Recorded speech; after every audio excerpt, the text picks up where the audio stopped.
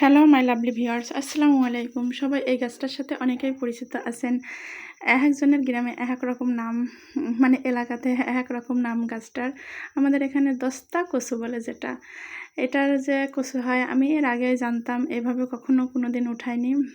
আজকে পুকুর পাড়ে কাজ করার সময় দেখছি এর নিচে অনেকগুলা মানে শিকড় শিকড় আমি টাইনে দেখলাম। দেখার পরে দেখছি এর ভিতরে এগুলা কচু। কে কে এই কচুগুলা খাইছেন কমেন্টে দয়া করে বলবেন। আমি কচু উঠাচ্ছি আর আমার মেয়ে দেখাচ্ছে, ভিডিও করে করে দেখাচ্ছে। আর দেখছেন কি কষ্ট করে কচু উঠাচ্ছি, কেমন হবে খেতে জানি না।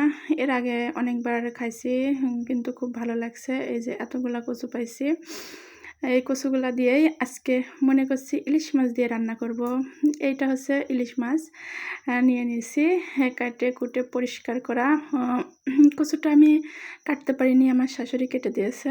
আমি হচ্ছে পরে বাসায় ছিলাম না, উনি কেটে রাখছে।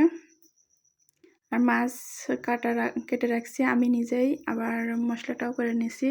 নিয়ে আপনাদেরকে দেখাচ্ছি। নিচে দেখবেন পানি পড়ে গেছে, এটা হচ্ছে পারে আপনারা একটু স্কিপ করে যাবেন। আর রান্না দেখবেন আপনারা যেমন রান্না করেন, আমি আমার মতো রান্না করি।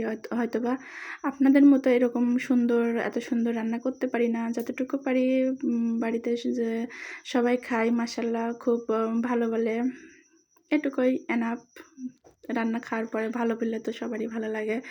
আজকের ভিডিওটা অবশ্য লং হয়ে যাচ্ছে, ক্ষমা দৃষ্টিতে দেখবেন। তো ভিডিওটা দয়া করে দেখবেন।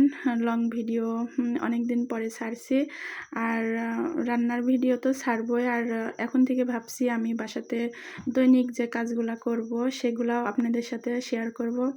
সেটা আমার ফেস হোক আর এমনি কাজ হোক, সেগুলা দয়া করে দেখবেন আর সুন্দর সুন্দর কমেন্ট করবেন। এটুকুই আপনাদের কাছে বলবো। মশলাটা কষাই নেওয়ার পরে আমি মাছটা কষাই নিলাম। আমি কিন্তু বাইরের চুলায় রান্না করছি, খড়িতে। আর এই তো দেখেন মশলা কষানোর পরে আমি ওই মশলাতেই মাছ কষাই নিয়ে উঠায় রাখছি। আমরা কিন্তু ইলিশ মাছ মূলত ভেজে রান্না করি না, হচ্ছে এটা বাসার কেউ পছন্দ করে না ইলিশ মাছ ভেজে রান্না করা। কিন্তু খিচুড়ির সাথে যখন ভেজে খেতে হবে তখন সবাই এটা হচ্ছে পছন্দ করে। খিচুড়ি দিয়ে ভেজে খাওয়া খুবই ভালো লাগে তাদের কাছে।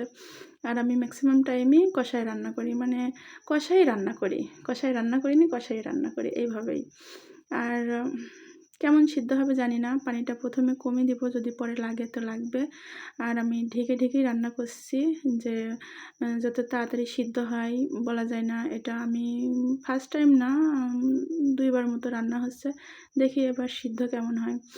সিদ্ধ খাওয়ার পরে দেখছি খুব ভালো, আবার এত সুন্দর টেস্ট বলার মতো না, খুবই ভালো লাগছে খেতে।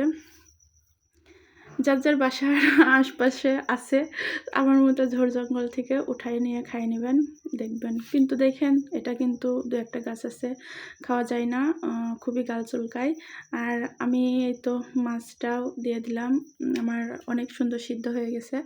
মাছটা দেওয়ার পরে কিন্তু আমি অনেকক্ষণ রাখছি চুলার উপরে, আপনাদেরকে দেখাইনি। এই তো নামাই নিলাম, নিয়ে আমার রান্না শেষ করে ফেললাম। Bye bye, tata. সবাই দোয়া করবেন আমার জন্য।